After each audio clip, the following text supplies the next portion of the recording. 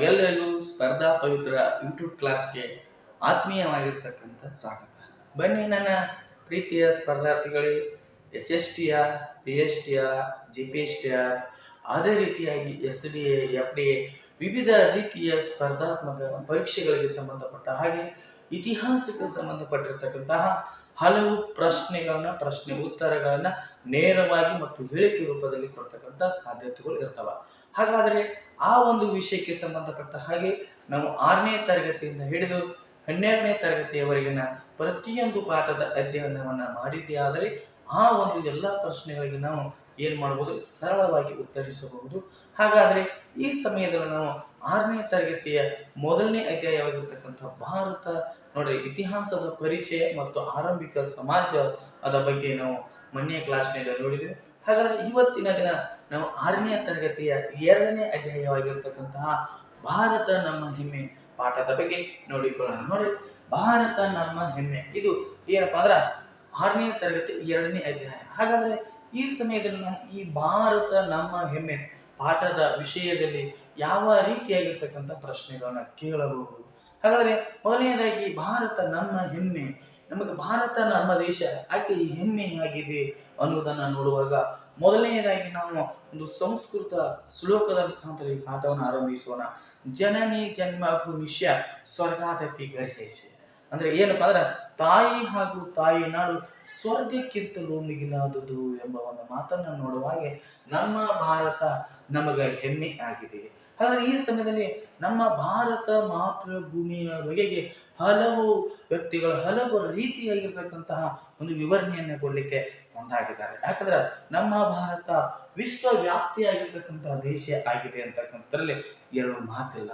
ಅಂತ ನಮ್ಮ ಭಾರತಾಂಬೆ, ಹಾಗಾದ್ರೆ ನಮ್ಮ ಒಂದು ಜನ್ಮವನ್ನು ನಮಗೆ ಒಂದು ಜನ್ಮ ನೀಡಿರ್ತಕ್ಕಂಥ ಭಾರತಾಂಬೆಯ ಬಗ್ಗೆ ಈ ದಿನ ನಾವು ಅಧ್ಯಯನವನ್ನ ಮಾಡಲಿಕ್ಕೆ ಹೊರಟೋಣ. ಹಾಗಾದ್ರೆ ನೋಡ್ರಿ, ನಮ್ಮ ಭಾರತದಲ್ಲಿ ಯಾವಾಗ ನಾವು ನೋಡ್ತಾ ಇದ್ವಿ ನೋಡಿ, ಮೊದಲನೇದಾಗಿ ನಮ್ಮ ಭಾರತದಲ್ಲಿ ಜನ ಅಲೆಮಾರಿ ಜೀವನವನ್ನ ನಡೆಸುವುದನ್ನ ಬಿಟ್ಟು ಒಂದೆಡೆ ವಾಸ ಮಾಡಲು ತೊಡಗಿದರು. ನೋಡಿ, ಒಂದೆಡೆ ವಾಸ ಮಾಡಲು ತೊಡಗಿದ ಮೇಲೆ ಏನಾತಪ್ಪ ಅಂದ್ರ, ವಾಸ ಮಾಡಲು ತೊಡಗಿದ ಮೇಲೆ ಗ್ರಾಮ ಜೀವನ ಅಂತಕ್ಕಂಥದ್ದು ಆರಂಭ ಆಯಿತು. ಯಾವಾಗ ಅಲೆಮಾರಿ ಜೀವನವನ್ನು ಬಿಟ್ಟು ಒಂದೆಡೆ ವಾಸ ಮಾಡಲು ತೊಡಗಿದಾಗ ಗ್ರಾಮ ಜೀವನ ಒಂದು ಆರಂಭವಾಯಿತು. ಆವಾಗ ಜನರ ಒಂದು ಜೀವನದಲ್ಲಿ ಬದಲಾವಣೆ ಆಯಿತು. ಅದೇ ರೀತಿಯಾಗಿ ಗ್ರಾಮ ವಿಕಾಸವಾಗಿ ಗ್ರಾಮ ಆಡಳಿತವಾಗಿ ಮಾರ್ಪಟ್ಟಿತ್ತು. ಗ್ರಾಮಾಡಳಿತ ಆನಂತರ ಗ್ರಾಮಗಳು ಒಟ್ಟುಗೂಡಿ ರಾಜ್ಯಗಳಾದವು ಅಂತಕ್ಕಂಥದ್ದನ್ನ ನೋಡ್ತಾ ಇದ್ದೀವಿ. ರಾಜ್ಯಗಳು ಬೆರೆತು ಏನಾದಪ್ಪ ಅಂದ್ರೆ ಸಾಮ್ರಾಜ್ಯವಾಗಿ ಮಾರ್ಪಟ್ಟು ಅಂತಕ್ಕಂಥದ್ದನ್ನ ನೋಡ್ತಾ ಇದ್ದೀವಿ. ಯಾವಾಗ ಸಾಮ್ರಾಜ್ಯ ಅಂತಕ್ಕಂಥದ್ದು ನೋಡ್ರಿ, ಒಂದು ಗ್ರಾಮಾಡಳಿತ, ರಾಜ್ಯ, ಸಾಮ್ರಾಜ್ಯ ವಿಕಾಸವಾದಂತೆ ಈ ರೀತಿ ಆದಾಗ ರಾಷ್ಟ್ರಭಕ್ತಿ ಅಂತಕ್ಕಂಥದ್ದು ಹುಟ್ಟಿಕೊಂಡಿತ್ತು. ಈ ರಾಷ್ಟ್ರಭಕ್ತಿ ಅಂತಕ್ಕಂಥದ್ದು ಹುಟ್ಟಿಕೊಂಡ ಮೇಲೆ ಏನಪ್ಪಾ ಅಂದ್ರ ಒಂದು ದೇಶದ ಭಕ್ತಿಯ ಒಂದು ಮೂರ್ತ ರೂಪವನ್ನ ಸಹ ಈ ಸಮಯದಲ್ಲಿ ಅದೇನಾಯ್ತಪ್ಪ ಅಂದ್ರ ಪಡೆದುಕೊಂಡಿತ್ತು ಅಂತ ಹೇಳ್ತಾರೆ. ಹೀಗೆ ನಮ್ಮ ಭಾರತದಲ್ಲಿ ಏನಾಯ್ತಪ್ಪ ಅಂದ್ರ ನಮ್ಮ ಭಾರತದ ಬಗ್ಗೆ ಹೆಮ್ಮೆ ಅಂತಕ್ಕಂಥದ್ದು ನಮ್ಮ ಜನರಲ್ಲಿ ಮೂಡಿತು. ಹಾಗಾದ್ರೆ ಭಾರತಕ್ಕೆ ಏನೇನು ಹೆಸರು? ಭರತ ಖಂಡ, ಆನಂತರ ಭರತ ವರ್ಷ, ಆನಂತರ ಜಂಬೂ ದ್ವೀಪ, ಈ ರೀತಿಯಾಗಿ ನಮ್ಮ ಭಾರತಕ್ಕೆ ಭಾರತ ಈ ರೀತಿಯಾಗಿ ಹಲವು ರೀತಿಯಾಗಿ ನಮ್ಮ ಭಾರತಕ್ಕೆ ಭರತ ಖಂಡ, ಭರತ ವರ್ಷ, ಜಂಬೂ ದ್ವೀಪ, ಭಾರತ ಎಂಬ ವಿವಿಧ ಹೆಸರುಗಳು ಸಹ ಏನಾದಪ್ಪ ಅಂದ್ರ ನೇಮಕವಾದವು. ಅದರಲ್ಲಿ ನಮ್ಮ ಸಂವಿಧಾನ ಒಪ್ಪಿಕೊಂಡಿರುವ ಪ್ರಕಾರ ನಮ್ಮ ದೇಶಕ್ಕೆ ಭಾರತ ಎಂಬ ಹೆಸರು ಬಂತು. ನಮ್ಮ ದೇಶಕ್ಕೆ ಏನು ಬಂತ್ರಿ? ಭಾರತ. ಇದನ್ನ ಸಂವಿಧಾನವೂ ಸಹ ಏನ್ ಮಾಡಿದಪ್ಪ ಅಂದ್ರ ಒಪ್ಪಿಕೊಂಡಿದೆ ಅಂತಕ್ಕಂಥದ್ದನ್ನ ನೋಡ್ತಾ ಇದ್ದೀವಿ. ಹಾಗಾದ್ರೆ ಈ ನಮ್ಮ ಭಾರತಕ್ಕೆ ಭರತ ಖಂಡ, ಭರತ ವರ್ಷ, ಜಂಬೂ ದ್ವೀಪ ವಿವಿಧ ಹೆಸರುಗಳಿಂದ ನಾವು ಕರಿತಾ ಇದ್ದೀವಿ. ಹಾಗಾದ್ರೆ ಈ ನಮ್ಮ ಭಾರತ ಎಂಬ ಹೆಸರು ಬರಲಿಕ್ಕೆ ಕಾರಣವೇನಪ್ಪಾ ಅಂದ್ರ, ವೃಷಭನಾಥನ ಹಿರಿಯ ಮಗನಾಗಿರ್ತಕ್ಕಂತಹ ಪ್ರಥಮ ತೀರ್ಥಂಕನಾಗಿರ್ತಕ್ಕಂತಹ ಜೈನ ಧರ್ಮದ ಪ್ರಥಮ ತೀರ್ಥಂಕನಾಗಿರ್ತಕ್ಕಂತಹ ವೃಷಭನಾಥನ ಹಿರಿಯ ಮಗನಾಗಿರ್ತಕ್ಕಂತಹ ಭರತ ಎಂಬ ಚಕ್ರವರ್ತಿ ನಮ್ಮ ಭಾರತವನ್ನ ಆಳಿರುವುದರಿಂದ ನಮ್ಮ ದೇಶಕ್ಕೆ ಭಾರತ ಎಂಬ ಹೆಸರು ಬಂತು ಅಂತಕ್ಕಂಥದ್ದನ್ನ ನೋಡ್ತಾ ಇದ್ದೀವಿ. ಅದೇ ರೀತಿಯಾಗಿ ನಮ್ಮ ಭಾರತಕ್ಕೆ ಯಾರ್ಯಾರು ಬರ್ತಾರಪ್ಪ ಅಂದ್ರೆ ಪರ್ಷಿಯನ್ನರು ಬರ್ತಾರ. ಈ ಪರ್ಷಿಯನ್ನರು ಆ ನಂತರ ಗ್ರೀಕರು ಬರ್ತಾರ. ಮೊದಲನೇದಾಗಿ ನಾವು ಪರ್ಷಿಯನ್ನರ ಬಗ್ಗೆ ನೋಡುವಾಗ ಈ ಪರ್ಷಿಯನ್ನರು ನಮ್ಮ ಭಾರತದಲ್ಲಿರತಕ್ಕಂತಹ ಸಿಂಧೂ ನದಿ ಬಯಲಿನ ಜನರ ಸಂಪರ್ಕಕ್ಕೆ ಬರ್ತಾರ. ಸಿಂಧೂ ಜನರ ಒಂದು ಸಂಪರ್ಕಕ್ಕೆ ಬರ್ತಾರ. ಹಾಗಾದ್ರೆ ಅಲ್ಲಿ ಸಿಂಧೂ ನದಿಯ ದಡದಲ್ಲಿರ್ತಕ್ಕಂಥ ಜನರಿಗೆ ಸಿಂಧೂ ಜನ ಅನ್ನಕ್ ಬರಲ್ಲ, ಹಿಂದೂ ಜನರು ಅಂತ ಕರೀತಾರ. ಹೌದಲ್ಲ? ಅದೇ ರೀತಿಯಾಗಿ ಗ್ರೀಕರು ಬರ್ತಾರ. ಏನ್ ಮಾಡ್ತಾರ? ಗ್ರೀಕರು ಸಹ ಬರ್ತಾರ. ಅವರು ಸಹ ಏನ್ ಮಾಡ್ತಾರಪ್ಪ ಅಂದ್ರೆ ಈ ಸಿಂಧೂ ನದಿಯ ಜನರ ಸಂಪರ್ಕಕ್ಕೆ ಬರ್ತಾರ. ಅಲ್ಲಿಯ ಜನರಿಗೆ ಏನಂತಾರಪ್ಪ ಅಂದ್ರೆ ಇಂಡೋ ಪೀಪಲ್ ಅಥವಾ ಸಿಂಧೇಸ್ ಪೀಪಲ್ ಅಥವಾ ಇಂಡೋ, ಮೊದಲನೇದಾಗಿ ಸಿಂಧೇಸ್ ಅಂತ ಕರೀತಾರ. ಆ ನಂತರ ಇಂಡೋ ಪೀಪಲ್ ಅಂತೇಳಿ ಏನ್ ಮಾಡ್ತಾರ ಕರೀತಾರ. ಆ ನಂತರ ಪರ್ಷಿಯನ್ನರು ಬಂದ ನಂತರ ಅವರ ಮೂಲದವರಾಗಿರ್ತಕ್ಕಂಥ ಮಹಮ್ಮದೀಯರು ಬರ್ತಾರ. ಮಹಮ್ಮದೀಯರು ಹಾಗಾದ್ರೆ ಈ ಮಹಮ್ಮದೀಯರು ಏನ್ ಮಾಡ್ತಾರಪ್ಪ ಅಂದ್ರ ಈ ಸಿಂಧೂ ನದಿಯ ಜನರ ಸಂಪರ್ಕಕ್ಕೆ ಬಂದು ಇಲ್ಲಿರ್ತಕ್ಕಂಥ ಜನ ಹಿಂದೂ ಜನಗಳು. ಇಲ್ಲಿರ್ತಕ್ಕಂಥ ನಾಡು ಹಿಂದೂಸ್ತಾನ.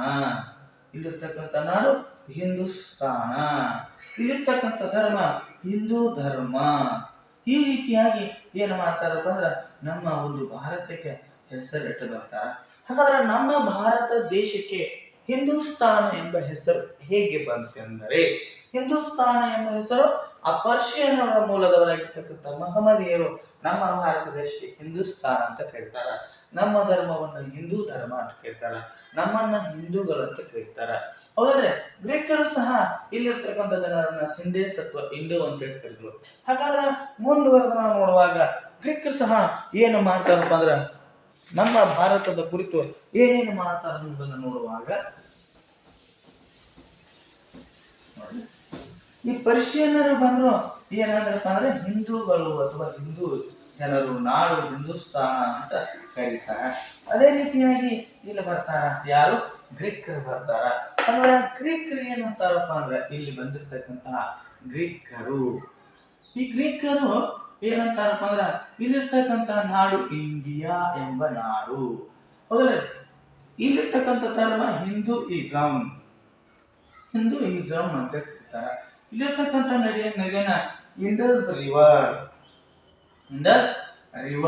ನದಿ ಅಂತ ಕರೀತಾರ. ಇಂಡಸ್ ನದಿ ಅಂತ ಕರೀತಾರ.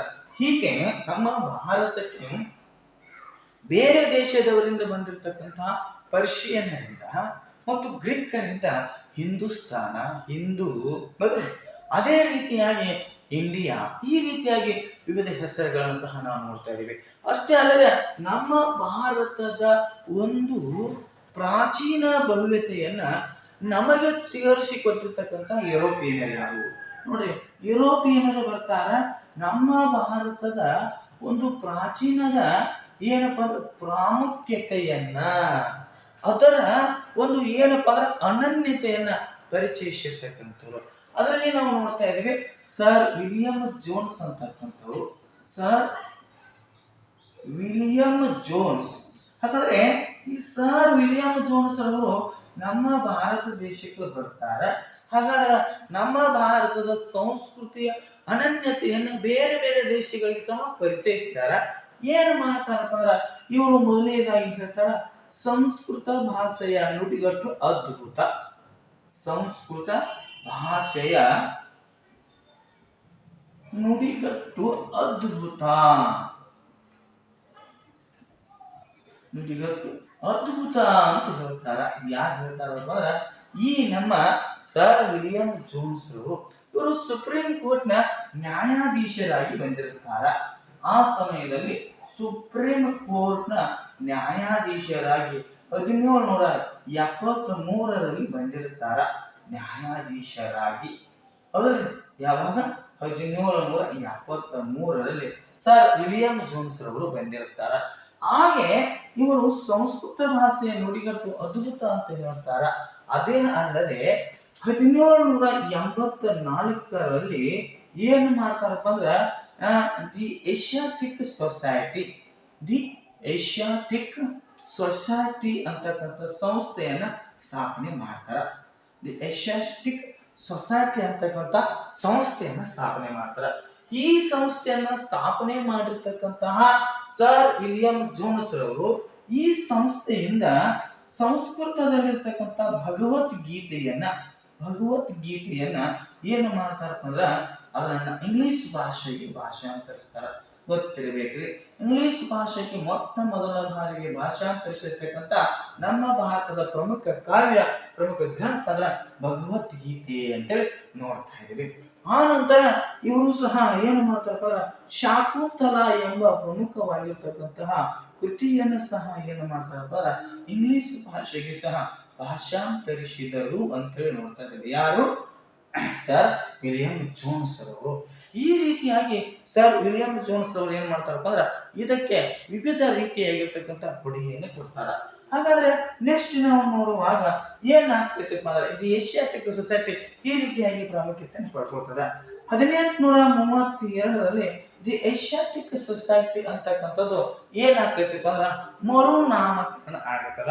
ಅದರ ಮರುನಾಮಕರಣ ಅಂದ್ರೆ ಏನ್ರಿ? The Asiatic society of Bengal. The Asiatic society of Bengal ಎಂದು ಏನಾಗ್ತೈತಪ್ಪ ಅಂದ್ರ ಮರುನಾಮಕರಣ ಆಗ್ತದೆ. ಈ ರೀತಿಯಾಗಿ ನಮ್ಮ ಭಾರತದ ಪ್ರಾಚೀನ ಸಂಸ್ಕೃತಿಯನ್ನ, ಅದರ ಅನನ್ಯತೆಯನ್ನ ಬೇರೆ ಬೇರೆ ಒಂದು ದೇಶಗಳಿಗೆ, ಬೇರೆ ಬೇರೆ ಒಂದು ಸಂಸ್ಕೃತಿಗೆ ತೋರಿಸಿಕೊಟ್ಟಿರ್ತಕ್ಕಂಥ ವ್ಯಕ್ತಿ ಅಂದ್ರೆ ಸರ್ ವಿಲಿಯಂ ಜೋನ್ಸ್ ಅಂತೇಳಿ ನೋಡ್ತಾ ಇದೀವಿ. ಮುಂದೆ ಏನ್ ಮಾಡ್ತಾರಪ್ಪ ಅಂದ್ರ ಫ್ರೆಂಚರು ಮತ್ತು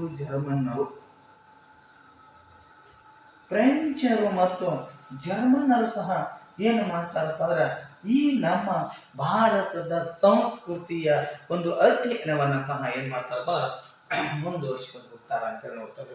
ಈ ರೀತಿಯಾಗಿ ನಮ್ಮ ಭಾರತದ ಸಂಸ್ಕೃತಿಯ ಬಗ್ಗೆ ವಿವಿಧ ರೀತಿಯಾಗಿರ್ತಕ್ಕಂಥ ಮಾಹಿತಿಯನ್ನು ಸಹ ನಾವು ನೋಡ್ತಾ ಇದ್ದೀವಿ. ಹಾಗಾದ್ರೆ ಈ ಸಮಯದಲ್ಲಿ ನಾವು ನೋಡ್ತಾ ಇದ್ದೀವಿ ನಮ್ಮ ಭಾರತದಲ್ಲಿ ವಿವಿಧ ರೀತಿಯಾಗಿರ್ತಕ್ಕಂತಹ ಸ್ಥಳಗಳನ್ನು ಸಹ ನಾವು ನೋಡ್ತಾ ಇದ್ದೀವಿ. ಯಾವಾಗ ಈ ಒಂದು ಸಮಯದಲ್ಲಿ ಯಾವಾಗ ಬುದ್ಧನ ಜನನದ ಕಾಲದಲ್ಲಿ ಜನಪದ, ಮಹಾಜನಪದ, ಅದೇ ರೀತಿಯಾಗಿ ನೋಡುವಾಗ ಏನ್ರಿ ಗಣರಾಜ್ಯ ಹುಟ್ಟಿಕೊಂಡವು ನೋಡ್ರಿ. ಆ ಸಮಯದಲ್ಲಿ ವಿವಿಧ ರೀತಿಯಾಗಿರ್ತಕ್ಕಂಥ ಭೂ ಪ್ರದೇಶಗಳು ಹುಟ್ಟುಕೊಳ್ತಾವ ನೋಡ್ರಿ. ಅದು ಯಾವುದಪ್ಪ ಅಂದ್ರ ಮಗಧ. ಮೊದಲನೇದಾಗಿ ಮಗಧ ಅಂತಕ್ಕಂಥದ್ದು ಹುಟ್ಟಿಕೊಂಡಿದ್ದು ಅದು ಏನಪ್ಪ ಅಂದ್ರ ಮೊಟ್ಟ ಮೊದಲ ಸಾಮ್ರಾಜ್ಯ.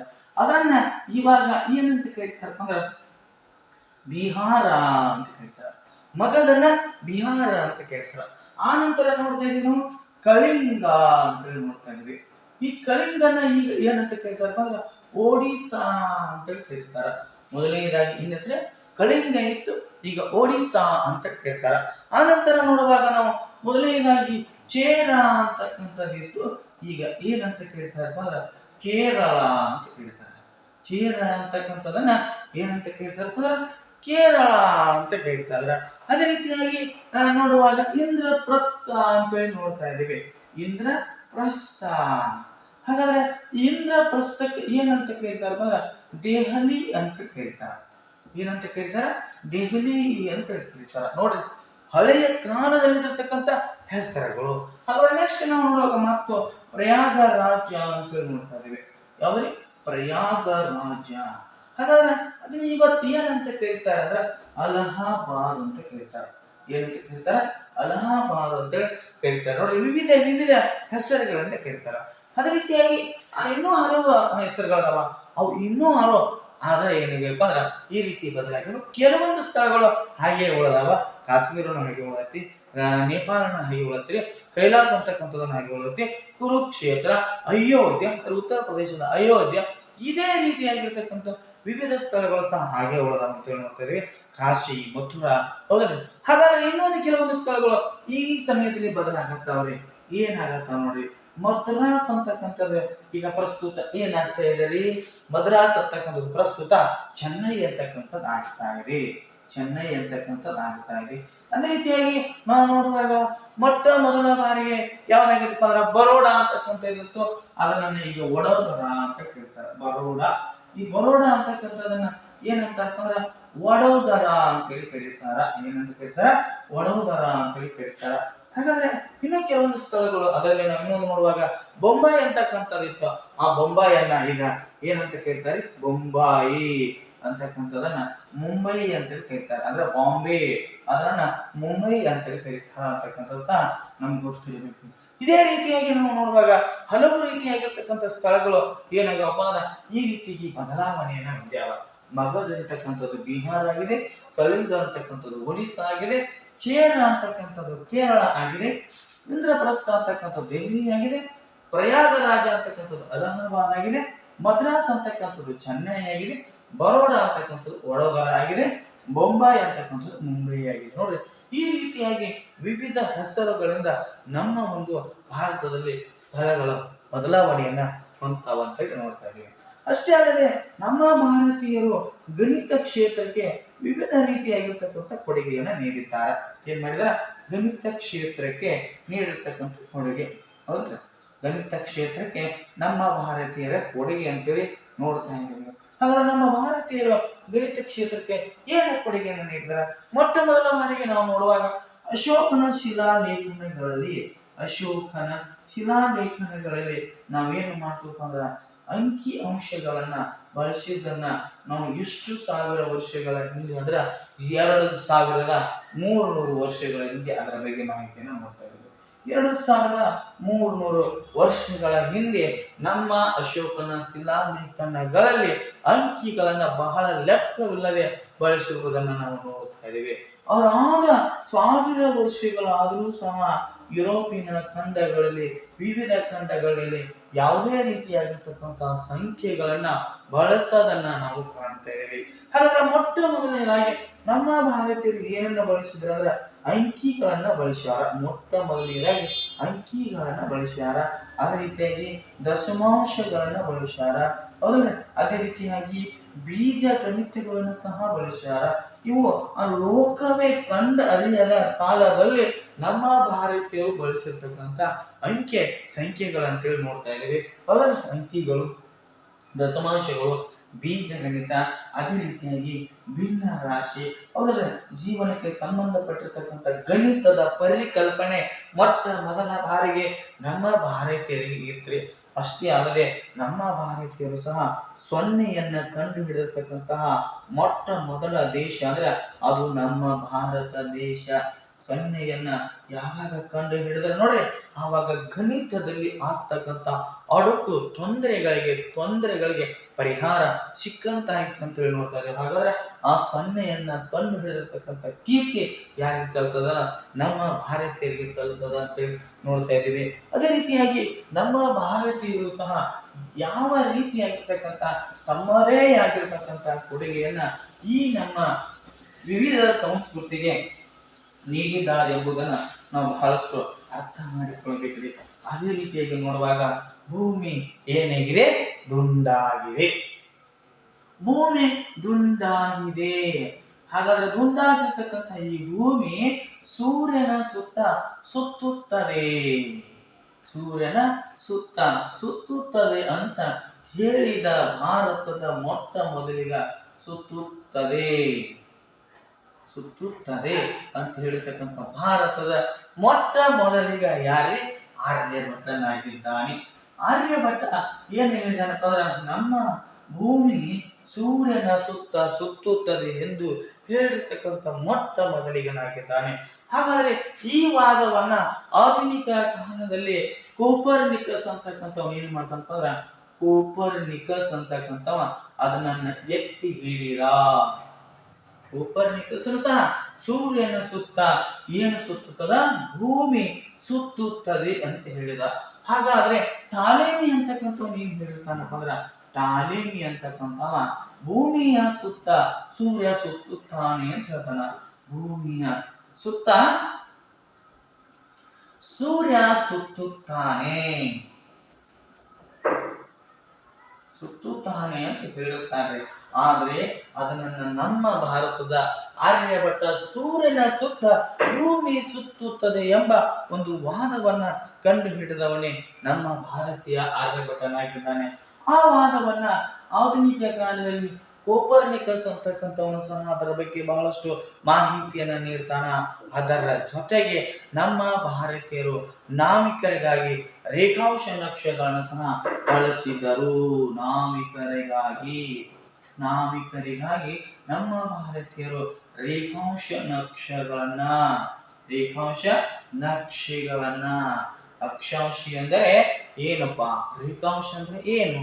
ಪೂರ್ವ ಪಶ್ಚಿಮವಾಗಿ ಎಳೆದಿರತಕ್ಕಂತಹ ಕಾಲ್ಪನಿಕ ರೇಖೆಗಳನ್ನ ನಾವು ಅಕ್ಷಾಂಶಗಳಂತ ಕೇಳ್ತಾ ಇದ್ದೀವಿ. ರೇಖಾಂಶಗಳಂದ್ರೆ ಉತ್ತರ ದಕ್ಷಿಣ ಅಥವಾ ದಕ್ಷಿಣ ಉತ್ತರವಾಗಿ ಎಳೆದಿರತಕ್ಕಂತಹ ಕಾಲ್ಪನಿಕ ರೇಖೆಗಳನ್ನ ರೇಖಾಂಶಗಳಂತ ಕೇಳ್ತಾ ಇದ್ದೀವಿ. ಹಾಗಾದ್ರೆ ನಾವಿಕರಿಗಾಗಿ ರೇಖಾಂಶ ನಕ್ಷೆಗಳನ್ನ ನಮ್ಮ ಭಾರತೀಯರು ಎಲ್ಲಿ ಸಿದ್ಧಗೊಳಿಸಿರ್ತಾರಪ್ಪ ಅಂದ್ರ ಉಜ್ಜಯಿನಿಯಲ್ಲಿ ಏನ್ ಮಾಡ್ತಾರಪ್ಪ ಅಂದ್ರ ಸಿದ್ಧಗೊಳಿಸಿರ್ತಾರ. ಪ್ರಶ್ನೆ ಕೇಳಬಹುದು, ಏನಪ್ಪಾ ಅಂದ್ರ ಭಾರತೀಯರು ನಾವಿಕರಿಗಾಗಿ ರೇಖಾಂಶ ನಕ್ಷೆಗಳನ್ನ ಎಲ್ಲಿ ಸಿದ್ಧಗೊಳಿಸ್ತಾ ಇದ್ದಾರೆ ಅಂದ್ರ ಅದು ಉಜ್ಜಯಿನಿಯಲ್ಲಿ ಅಂತೇಳಿ ನೋಡ್ತಾ ಇದ್ದೇವೆ. ಅಷ್ಟೇ ಅಲ್ಲದೆ ಮತ್ತೆ ನಾವು ಮುಂದುವರೆದು ನೋಡುವಾಗ ಪೈಥಾಗೋರಸನ ಪ್ರಮೇಯ ಅಂತೇಳಿ ನೋಡ್ತಾ ಇದ್ದೀವಿ. ಹಾಗಾದ್ರೆ ಈ ಪೈಥಾಗೋರಸನ ಪ್ರಮೇಯವನ್ನ ನಾವು ನೋಡುವಾಗ ಇದಕ್ಕಿಂತ ಮೊದಲು ಈ ಪೈಥಾಗೋರಸನ ಪ್ರಖ್ಯಾತ ಪ್ರಮೇಯವನ್ನ ಆತನಿಗಿಂತ 2 ಶತಮಾನಗಳ ಮುಂಚೆಯೇ ಗುರುತಿಸಿದ ನಮ್ಮ ಭಾರತೀಯ ವಿಜ್ಞಾನಿ ಯಾರಪ್ಪ ಅಂದ್ರೆ ಬೋಧಾಯನ ಅಂತ ನೋಡ್ತಾ ಇದೀವಿ. ಈ ಒಂದು ಪೈಥಾಗೋರಸನ ಪ್ರಮೇಯವನ್ನ ಈತನಿಗಿಂತ ಎಷ್ಟು ಶತಮಾನ, 2 ಶತಮಾನಗಳ ಹಿಂದೆ ಇದರ ಬಗ್ಗೆ ಮಾಹಿತಿಯನ್ನು ನೀಡಿದ ಭಾರತೀಯ ಅಂದ್ರ ಬೋಧಾಯನ ಅಂತಕ್ಕಂಥದ್ದನ್ನ ನೋಡ್ತಾ ಇದ್ದೇವೆ. ಈ ಬೋಧಾಯನ ಏನ್ ಮಾಡ್ತಾನಪ್ಪ ಅಂದ್ರ ಪ್ರಖ್ಯಾತ ಪೈಥಾಗೋರಸನ ಪ್ರಮೇಯವನ್ನ ಆತನಿಗಿಂತ 2 ಶತಮಾನಗಳ ಮುಂಚೆ ಆತ ಗುರುತಿಸಿದ ಅಂತ ಹೇಳಿ ನೋಡ್ತಾ ಇದ್ದೀವಿ. ಅದೇ ರೀತಿಯಾಗಿ ನಾವು ನೋಡ್ತಾ ಇದ್ದೇವೆ ವಸ್ತುವಿನ ಅವಿಭಾಜ್ಯ ಅಂಗವಾಗಿರ್ತಕ್ಕಂಥ ಕಣವಾದ ವಸ್ತುವಿನ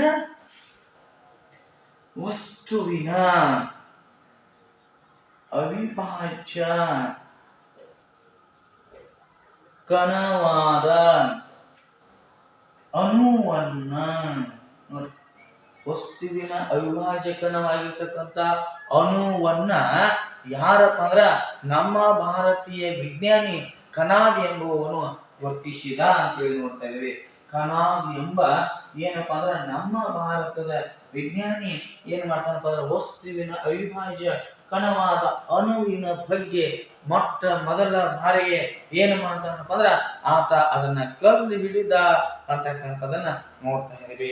ಅದೇ ರೀತಿಯಾಗಿ ನಮ್ಮ ಭಾರತೀಯರು ಪ್ರಾಚೀನ ಕಾಲದಲ್ಲಿ ಉಕ್ಕಿನ ತಯಾರಿಕೆಯನ್ನ ಸಹ ತಯಾರಿಸುವುದರಲ್ಲಿ ಪ್ರಾವೀಣ್ಯತೆಯನ್ನು ಸಹ ಪಡೆದಿದ್ದರು ಅಂತಕ್ಕಂಥದ್ದನ್ನ ನೋಡ್ತಾ ಇದ್ದೀವಿ. ಭಾರತೀಯರು ಮಾಡಿರ್ತಕ್ಕಂಥ ಸಾಧನೆ.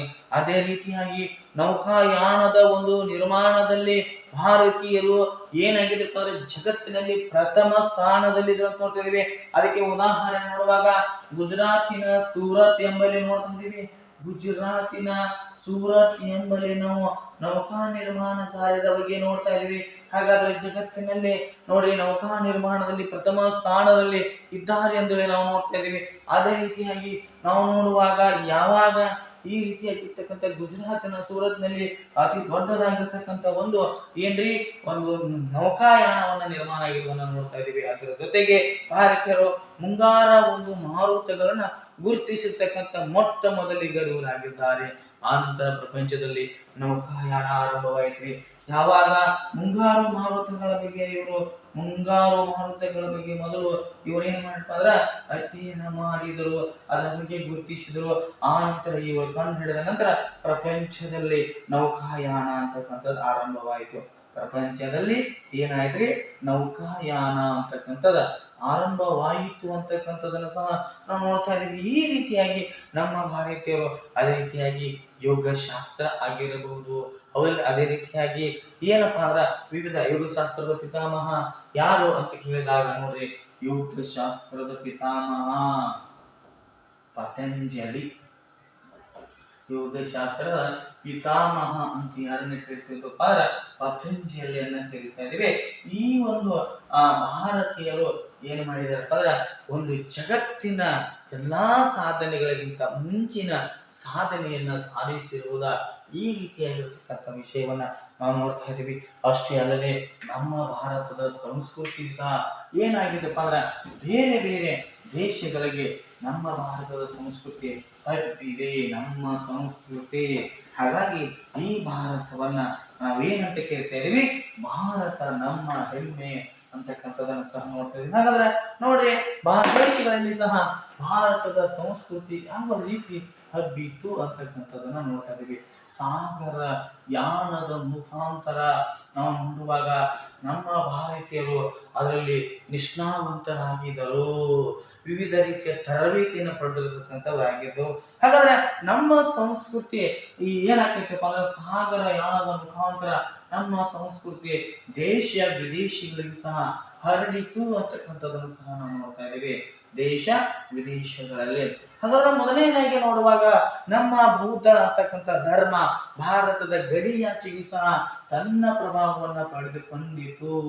ಬೌದ್ಧ ಮತ ಅಂತಕ್ಕಂಥದ್ದು ಭಾರತದ ಗಡಿಯಾಚೆಗೆ ಮೊದಲನೇದಾಗಿ ನೋಡುವಾಗ ಅಫಘಾನಿಸ್ತಾನಕ್ಕೆ ಏನಾಗ್ತೈತಪ್ಪ ಅಂದ್ರೆ ಅಫಘಾನಿಸ್ತಾನ, ಹೌದ್ರಿ.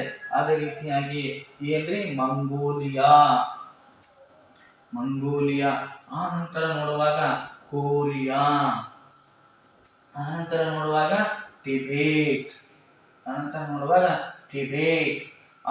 ನೋಡುವಾಗ ಚೀನಾ, ಹೌದ್ರಿ. ಆ ನಂತರ ನೋಡುವಾಗ ಜಪಾನ್.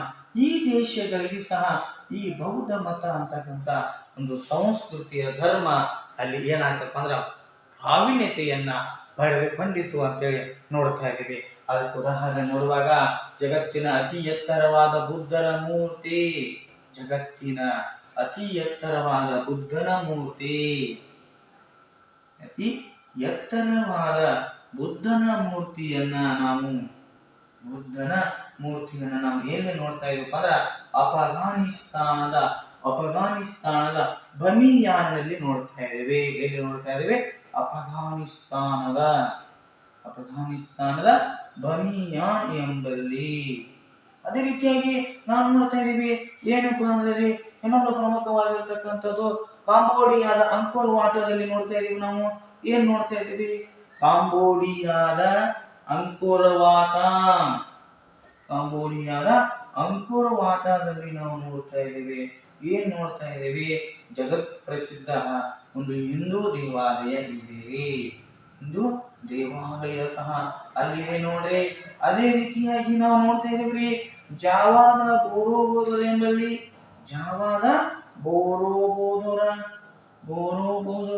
ಸಹ ನಾವು ನೋಡ್ತಾ ಇದೀವಿ. ಏನೆಂಬಲ್ಲಿ ಬೃಹತ್ ಬೌದ್ಧ ದೇವಾಲಯವನ್ನು ನೋಡ್ತಾ ಇದೀವಿ ನಾವು, ಬೃಹತ್ ಬೌದ್ಧ ದೇವಾಲಯ ನೋಡ್ರಿ. ಈ ರೀತಿಯಾಗಿ ನಮ್ಮ ಭಾರತದ ಸಂಸ್ಕೃತಿ ದೇಶ ವಿದೇಶಗಳಲ್ಲಿ ಸಹ ಹರಡಿತು ಎಂತಕ್ಕಂಥದ್ದನ್ನು ಸಹ ನಾವು ನೋಡ್ತಾ ಇದೀವಿ. ಇವೆಲ್ಲ ಏನಾಗ್ಯಾವಪ್ಪ ಅಂದ್ರ ಯುನೆಸ್ಕೋ ಪಟ್ಟಿಗೆ ಸೇರಿರ್ತಕ್ಕಂತಹ ಒಂದು ಸ್ಥಳಗಳಾಗ್ಯಾವ. United Nations Educational, Scientific and Cultural Organisation ಅಂತ ನೋಡ್ತಾ ಇದೀವಿ. ಈ ಒಂದು ಏನಪ್ಪಾ ಅಂದ್ರೆ ಸಂಸ್ಥೆಗೆ ಈ ದೇಶಗಳು ಸೇರ್ಯಾವ ನೋಡ್ರಿ. ಯಾವ್ಯಾವ್ರಿ? ಅಫಘಾನಿಸ್ತಾನ ಅದ ಏನ್ರಿ ನೋಡ್ರಿ. ನಮ್ಮಲ್ಲಿ ಜಗತ್ತಿನ ಅತಿ ಎತ್ತರವಾಗಿರ್ತಕ್ಕಂಥ ಬುದ್ಧನ ಮೂರ್ತಿ ಇರ್ತಕ್ಕಂಥದ್ದು, ಜಗತ್ತಿನ ಅತಿ ಎತ್ತರ ಬುದ್ಧನ ಮೂರ್ತಿ ಅಫಘಾನಿಸ್ತಾನದ ಬಮಿಯಾನ್, ಅದು ಯುನೆಸ್ಕೋ ಪಟ್ಟಿಗೆ ಸೇರಿದೆ. ಅದೇ ರೀತಿಯಾಗಿ ಕಾಂಬೋಡಿಯಾದ ಅಂಕೋರ್ ವಾಟರ್, ಅಲ್ಲಿ ಹಿಂದೂ ದೇವಾಲಯ ಇದೆ, ಅದು ಒಂದು ವಿಶ್ವ ಪರಂಪರೆ ಪಟ್ಟಿಗೆ ಸೇರಿದೆ. ಜಾವಾದ ಬೋರೋಬೋದರಲ್ಲಿ ಬೃಹತ್ತಾಕಾರದ ಬೌದ್ಧ ದೇವಾಲಯವಿದೆ, ಅದು ಸಹ ಒಂದು ವಿಶ್ವ ಪರಂಪರೆ ಪಟ್ಟಿಗೆ ಸೇರಿದೆ ಅಂತ ನೋಡ್ತಾ ಇದ್ದೇವೆ. ಈ ರೀತಿಯಾಗಿ ಅದೇ ರೀತಿಯಾಗಿ ನಮ್ಮ ಪವಿತ್ರ ಗ್ರಂಥಗಳಾಗಿರ್ತಕ್ಕಂಥ ರಾಮಾಯಣ, ಮಹಾಭಾರತದ ಕಥೆಗಳು ಸಹ ಏನಾಗಿದೆಪ್ಪ ಅಂದ್ರ ವಿವಿಧ ರೀತಿಯಾಗಿರ್ತಕ್ಕಂಥ ಮೌಲ್ಯವನ್ನ ಏನ್ ಮಾಡಿದಪ್ಪ ಅಂದ್ರ ಸಾರಿದಾವೆ ಅಂತಕ್ಕಂಥದ್ದನ್ನ ನೋಡ್ತಾ ಇದ್ವಿ. ಈ ರೀತಿಯಾಗಿ ನಮ್ಮ ಭಾರತದ ಒಂದು ಸಂಸ್ಕೃತಿಯನ್ನು ಸಹ ನಾವು ನೋಡ್ತಾ ಇದ್ದೀವಿ. ಅದರಲ್ಲಿ ವಿಶೇಷವಾಗಿ ನಮ್ಮ ಭಾರತದ ಸಂಸ್ಕೃತಿಯಲ್ಲಿ ನಾವು ಏನ್ ನೋಡ್ತಾ ಇದ್ದೀವಿ, ಶಾಂತಿಯನ್ನ ನೋಡ್ತಾ ಇದ್ದೀವಿ, ಅಹಿಂಸೆ ಅಂತಕ್ಕಂಥ ತತ್ವವನ್ನ ನೋಡ್ತಾ ಇದ್ದೀವಿ. ಹಾಗಾದ್ರೆ ನೋಡ್ರಿ, ನಮ್ಮ ಭಾರತದ ವಿವಿಧ ರೀತಿಯ ಸಂಸ್ಕೃತಿಯನ್ನ ನೋಡುವಾಗ, ಅಂದ್ರೆ ನಮ್ಮ ಭಾರತೀಯ ಒಂದು ಸಾರ್ವಕಾಲಿಕ ಮೌಲ್ಯಗಳ ತಲೆ ನೋಡುವಾಗ ಏನ್ರಿ, ಮೊದಲನೇದಾಗಿ ನಮ್ಮ ಭಾರತದ ಸಾರ್ವಕಾಲಿಕ ಮೌಲ್ಯಗಳು ಅಂತ ಕರೀತಾರೆ. ಭಾರತದ ಸಾರ್ವಕಾಲಿಕ ಮೌಲ್ಯಗಳು ಅಂದ್ರೆ ನೋಡ್ರಿ, ಏನು ಸಾರ್ವಕಾಲಿಕ ಮೌಲ್ಯಗಳು ಅಂದಾಗ ಏನಿದೆ ನೋಡ್ರಿ, ನಮ್ಮ ಮೊದಲನೇದಾಗಿ ಆಚಾರ್ಯ ದೇವೋಭವ ಅಂತೇಳಿ ನೋಡ್ತಾ ಇದೀವಿ. ಆಚಾರ್ಯ ದೇವೋಭವ ಅಂತಕ್ಕಂಥದ್ದು, ಆಚಾರ್ಯ ದೇವೋಭವ ಅಂತಕ್ಕಂತಹ ಒಂದು ಮೌಲ್ಯ ನಮ್ಮ ಭಾರತದ ಸಂಸ್ಕೃತಿಯಲ್ಲಿ ಪ್ರಮುಖವಾಗಿರ್ತಕ್ಕಂಥ ಮೌಲ್ಯ ಆಗಿದೆ. ಭಾರತದ ಪ್ರಾಚೀನ ಸಂಸ್ಕೃತಿಯಲ್ಲಿ ವಿದ್ಯೆ ವಿಕ್ರಯದ ವಸ್ತುವಾಗಿರಲಿಲ್ಲ, ಬಳಸೋ ವಸ್ತುವಾಗಿರಲಿಲ್ಲ. ಅದಕ್ಕೆ ತನ್ನದೇ ಆಗಿರ್ತಕ್ಕಂಥ ಮಹತ್ವ ಇತ್ತು.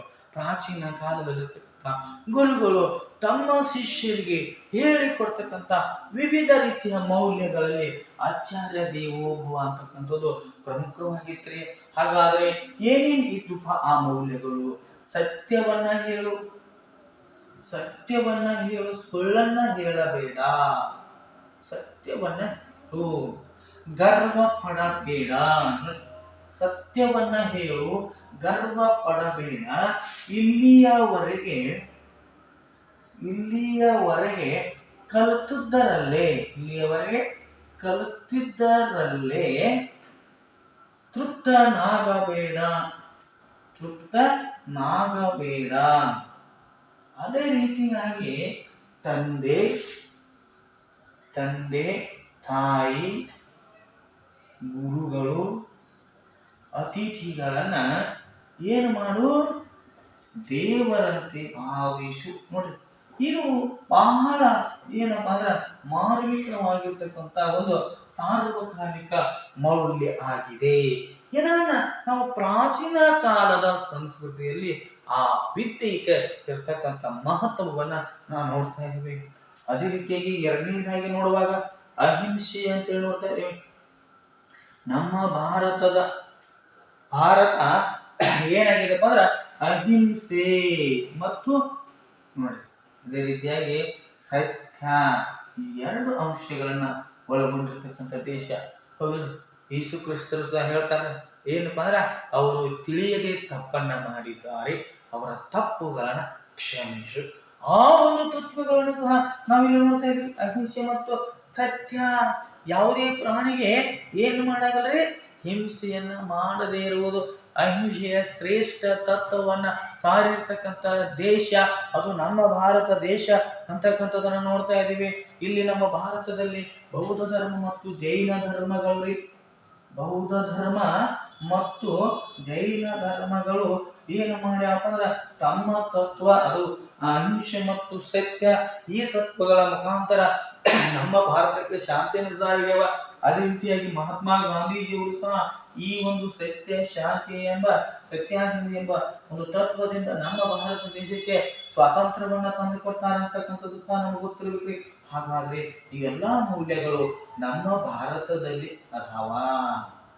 ಒಂದನೇದ್ರಿ ಆಚಾರ್ಯ ದೇವೋಭವ, ಮೂರನೇದ್ರಿ ಅಹಿಂಸೆ, ಇನ್ನು ನಾಲ್ಕನೇದ್ರಿ ಎಲ್ಲ ಜನರು ಸುಖಿಗಳಾಗಲಿ. ಎಲ್ಲ ಜನಗಳು ಸುಖಿಗಳಾಗಲಿ ಅಂತಕ್ಕಂಥದ್ದು ನಮ್ಮ ಭಾರತದ ಪ್ರಮುಖ ಮೌಲ್ಯ ಅಂತ ನೋಡ್ತಾ ಇದೀವಿ. ಸರ್ವೇ ಜನ ಸುಖಿನೋ ಭವಂತು, ಎಲ್ಲಾ ಜನರು ಸುಖಿಗಳಾಗಲಿ. ಜಗತ್ತೇ ಒಂದು ಕುಟುಂಬ, ಪ್ರಪಂಚವೇ ಒಂದು ಕುಟುಂಬ, ಅಲ್ಲಿರ್ತಕ್ಕಂಥ ಎಲ್ಲಾ ಜನರು ಸುಖಿಗಳಾಗಲಿ ಎಂಬ ತತ್ವಗಳ ನಮ್ಮ ಭಾರತದ ಪ್ರಮುಖ ತತ್ವವಾಗಿದೆ. ಇನ್ನ ಕೊನೆಯದಾಗಿ ನೋಡುವಾಗ ನಾವು ಸರ್ವಧರ್ಮ ಸಮನ್ವಯತೆ ನೋಡ್ರಿ, ಸರ್ವಧರ್ಮ ಸಮನ್ವಯತೆ. ಹಾಗಾದ್ರ ಅಂದ್ರೆ ಏನ್ರಿ, ಯಾವುದೇ ಧರ್ಮವನ್ನ ಮೇಲಾಗಲಿ ಕೀಳಾಗಲಿ ನೋಡಿದೆ, ಎಲ್ಲಾ ಧರ್ಮಗಳು ಒಂದೇ. ಹಿಂದೂ, ಕ್ರೈಸ್ತ, ಮುಸ್ಲಿಂ, ಜೈನ, ಸಿಖ್, ಪಾರಸಿಕ, ಎಲ್ಲಾ ಎಷ್ಟೇ ಧರ್ಮಗಳಿದ್ರು ಒಂದೇ. ಅದಕ್ಕೆ ನಮ್ಮ ಭಾರತ ಧರ್ಮ ಸರ್ವಧರ್ಮ ಸಮನ್ವಯತೆ ತತ್ವವನ್ನ ಪಾಲಿಸ್ತೈತ್ರಿ.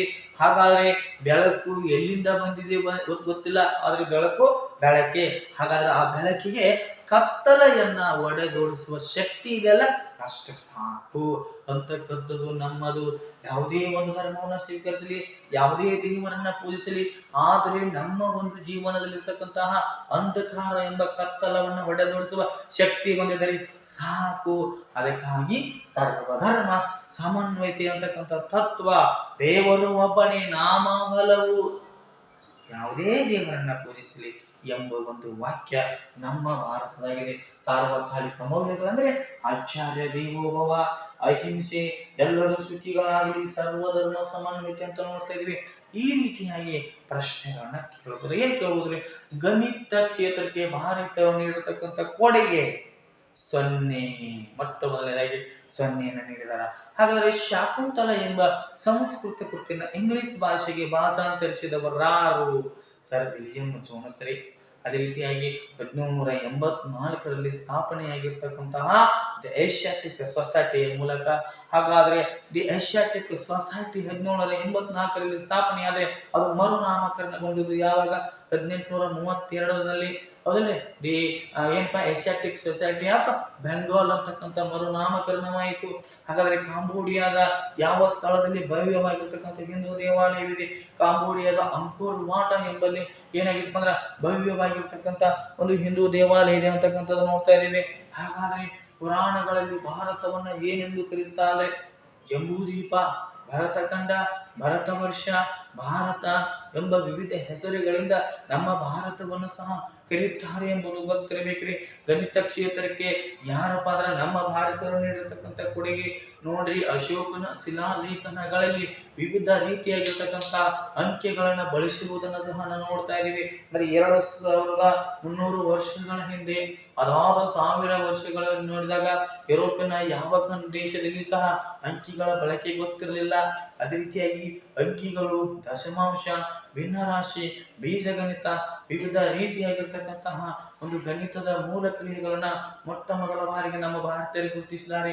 ಗಣಿತದಲ್ಲಿ ಇರ್ತಕ್ಕಂಥ ತೊಡಕನ್ನ ತೆಗೆದು ಹಾಕಲಿಕ್ಕೆ 0ಯನ್ನು ಕಂಡಿರತಕ್ಕಂಥವರು ನಮ್ಮ ಭಾರತೀಯರಾಗಿದ್ದಾರೆ. ಅದೇ ರೀತಿಯಾಗಿ ನೋಡುವಾಗ ಆರ್ಯಭಟನ ಮಹತ್ವದ ಸಾಧನೆ ಏನು ಅಂದಾಗ ನೋಡ್ರಿ, ಆರ್ಯಭಟ ಏನ್ ಮಾಡಿದ್ಪ ಅಂದ್ರ ಭೂಮಿ ಗುಂಡಾಗಿದೆ, ಹಾಗಾದ್ರೆ ಭೂಮಿ ಸೂರ್ಯನ ಸುತ್ತ ಸುತ್ತುತ್ತದೆ ಅಂತ ಹೇಳಿ ಏನ್ ಮಾಡಿದಪ್ಪ ಅಂದ್ರ ಆ ಒಂದು ಭೂಮಿಯ ಬಗ್ಗೆ ಹೇಳ್ತಾನ. ಹಾಗಾದ್ರೆ ಆ ವಾದವನ್ನ ಕೋಪರ್ನಿಕಸ್ ಅಂತಕ್ಕಂಥವನು ಎತ್ತಿ ಹಿಡಿತಾನ. ಆತನಿಗಿಂತ ಮುಂಚೆ ಆರ್ಯಭಟ ಈ ಸಾಧನೆಯನ್ನ ಮಾಡಿದಾನ.